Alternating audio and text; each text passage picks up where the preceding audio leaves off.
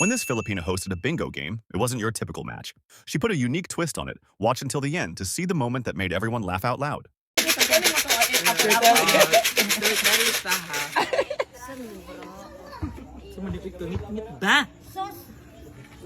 Edwin Ubedo bought 100 apples.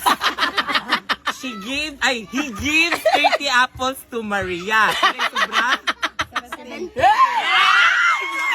Dili po 70, wala pa. And also, Edwin gives to Denshumay 28 apples. Dili sobra.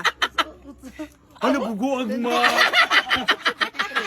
100 minus 30, 70. Minus 28. Ikaw na bahala. Ay, 22. Ay, mahundag! 42. Minus 8. Ate ka. 42 minus 8. Gugog mama! Ha? 36. 36. Minus 4. 32.